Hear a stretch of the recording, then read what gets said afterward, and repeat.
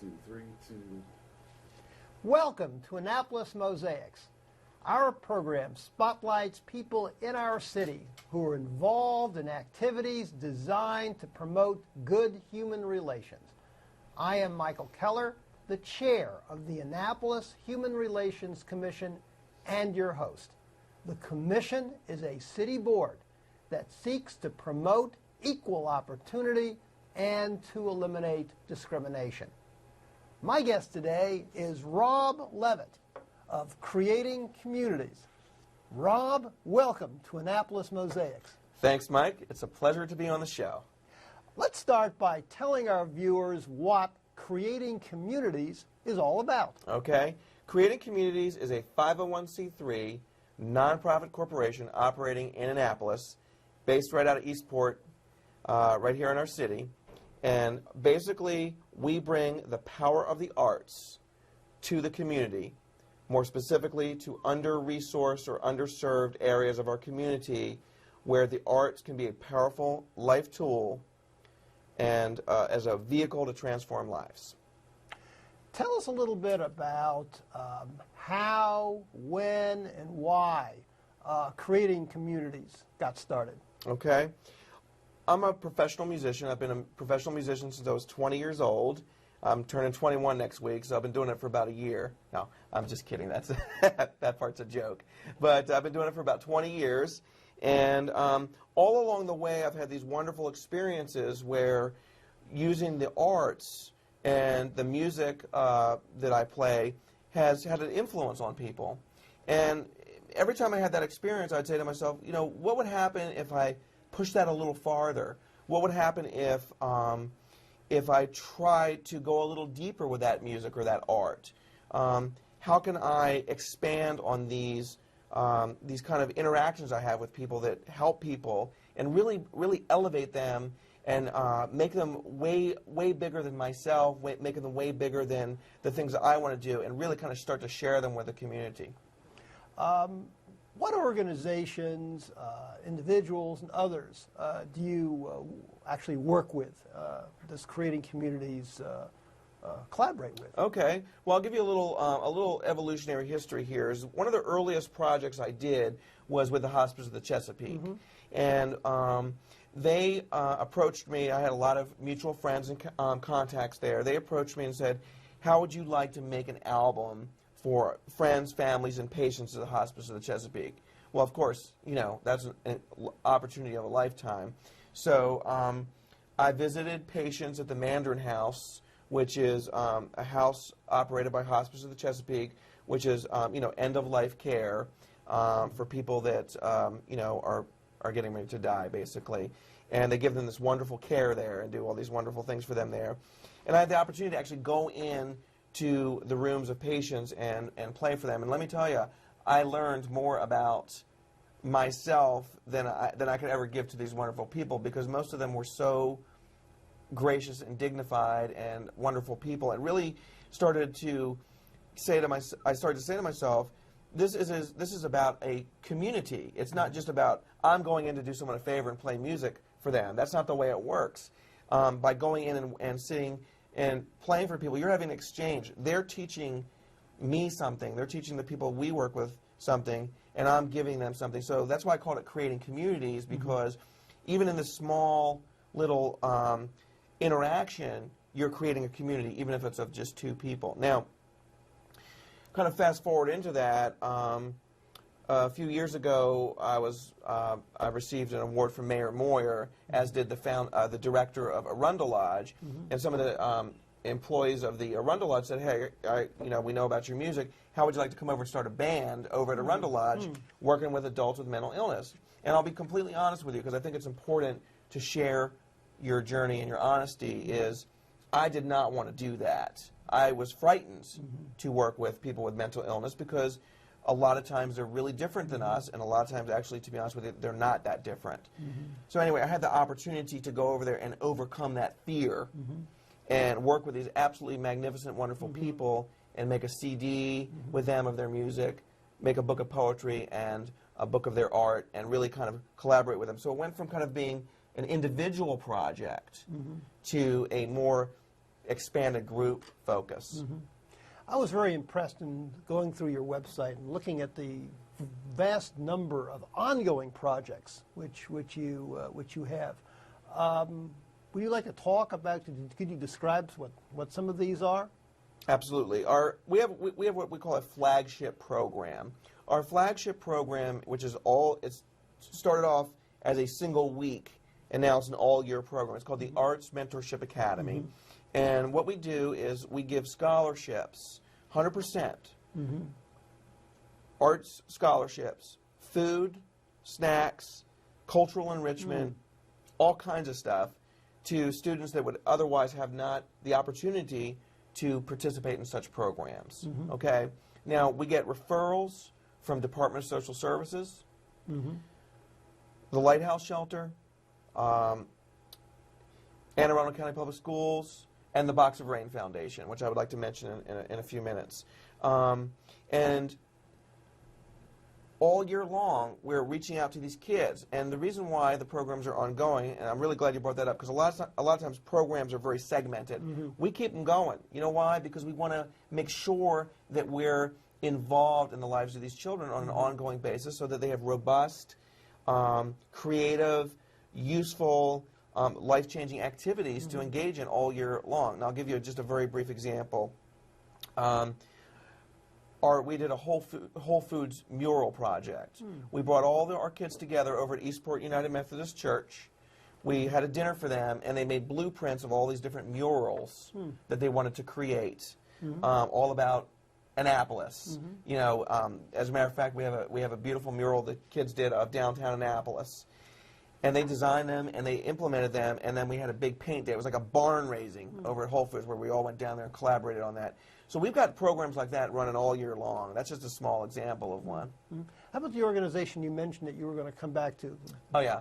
Box of Rain Foundation. That's a great foundation. They're right here in the city of Annapolis, operating out of Eastport. Now, that organization was founded, maybe it's 10 years. I don't know the history of the whole organization, but there was a gentleman named Strawn Lee Griffin who, I don't know if you recall, was murdered in Annapolis right on Maryland Avenue when he was coming out. And he was a big sailor, big fan of sailing, and he was also a big fan of the Grateful Dead, which is how the Box of Rain Foundation got their name. So they fused that together, and what they do is they provide under-resourced, underserved youth with all kinds of sailing programs. Anything related to sailing, they're doing, okay?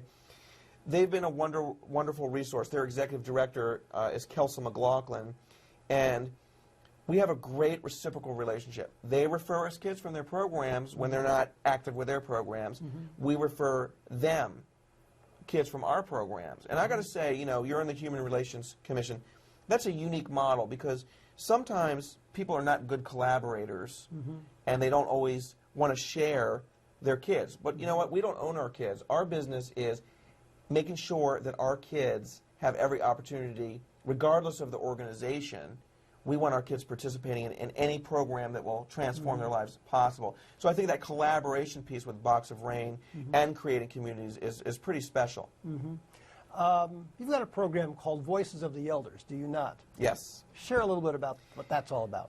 Well, you know, like many people, I became very inspired watching you know, these World War II movies, you know, Tom Hanks, and particularly the series Band of Brothers. I don't know, have you seen that by any chance? Actually, I have not. Well, I highly recommend it. You'll be very moved, and it is very alarming how our veterans are passing away, and with many of them, their stories are vanishing. A lot of people ask me, when you started this Veterans Interview Project, why don't they just go to the Library of Congress and do it through that? Well, because as wonderful as those programs are, they're large, impersonal projects with huge databases. Why shouldn't we as a community reach out to our veterans who live in our community right here and find out all about their stories so that, for example, students who attend our local schools, rather than going to a large impersonal database, they can go right on our website and find interviews of people who lived in Eastport, grew up in Eastport, what it was like to be a teenager in Eastport 60 years ago. We have pictures on our website of downtown Annapolis, the Main Street parade on Main Street taken by some of our veterans' wives when World War II ended. Really fascinating stuff. So what we wanted to do, going back to the theme of creating communities, is we wanted to take our youth, high school students, and connect them with our elders and kind of create that community interface so that our youth were getting the experience, the wisdom of our elders, but our elders also had the chance to interact with the youth. We're going to take a short break, but when I return, I will be talking with Rob Levit about some of the additional programs that he has helped to organize through creating communities.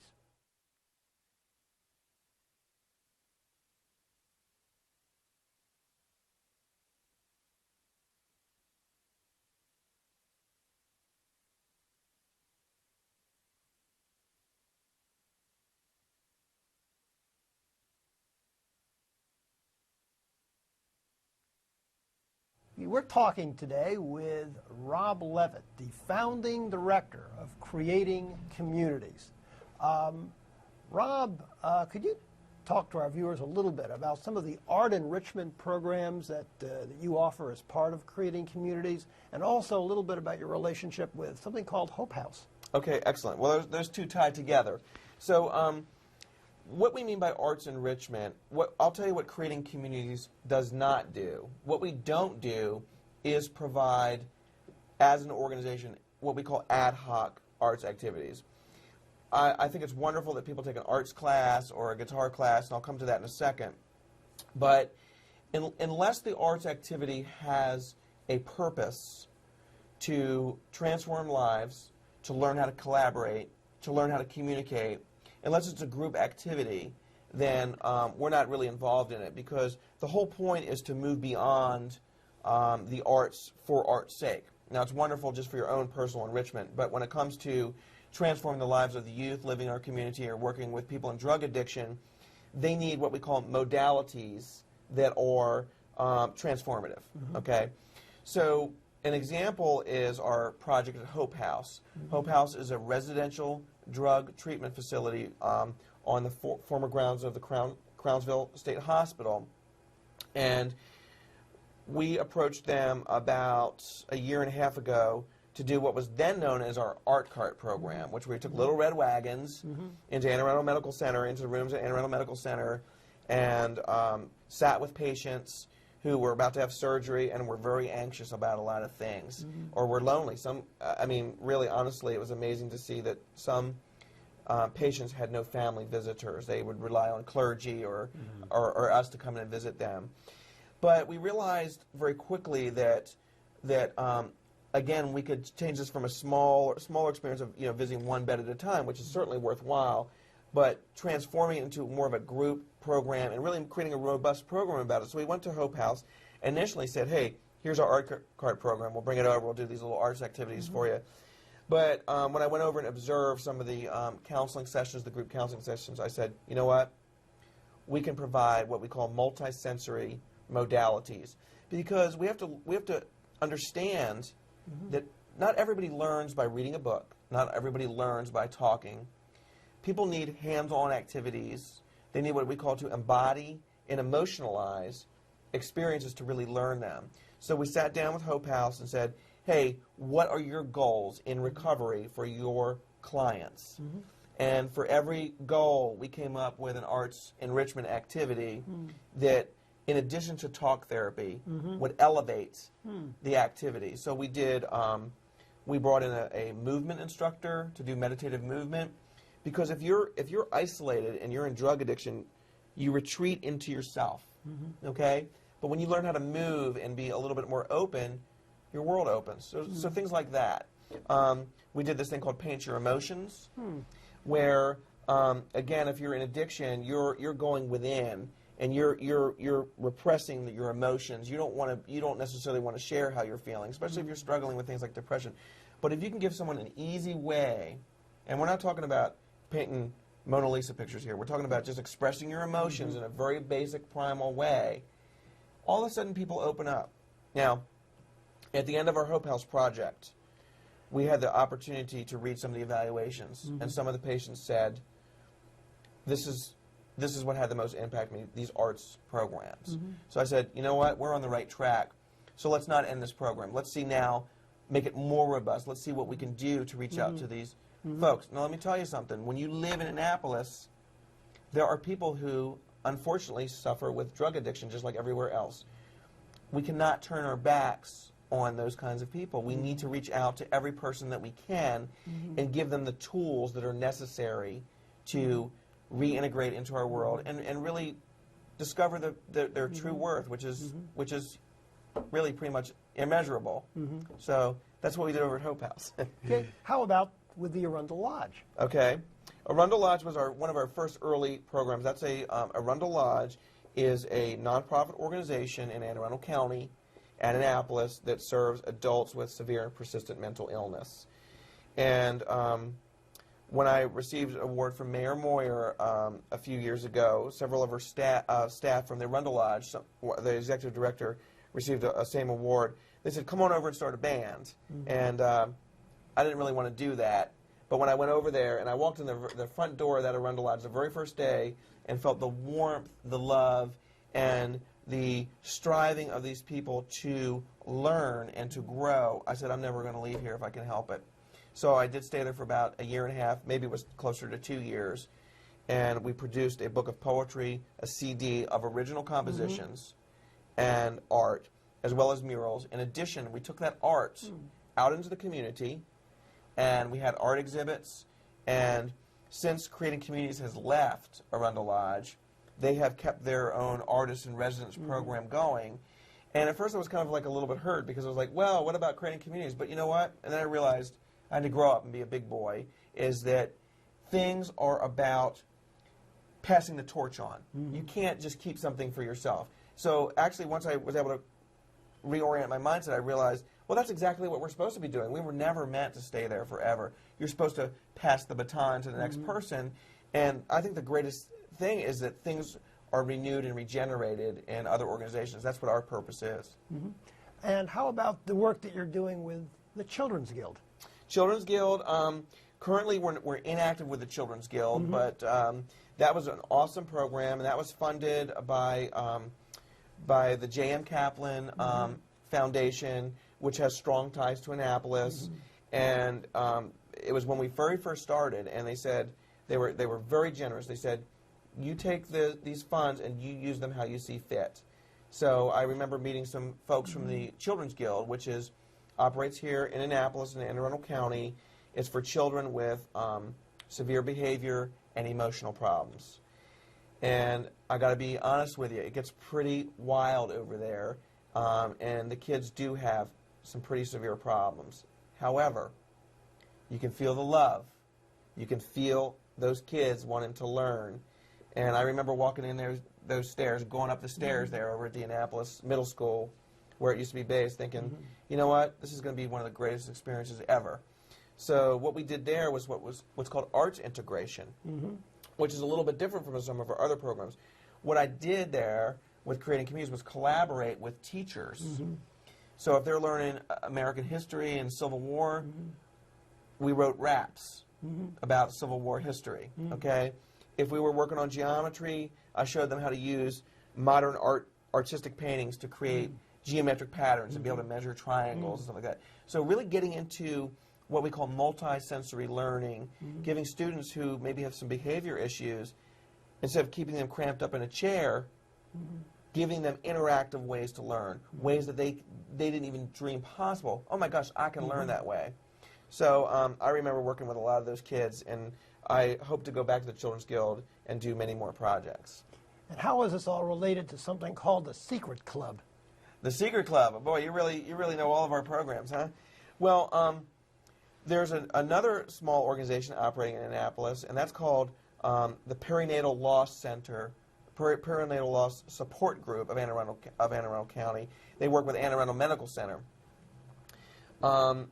You know, part of my own personal philosophy is when people suffer, don't turn away from it. That's what we kind of, our natural instinct is to kind of protect ourselves and not be aware of other people's suffering.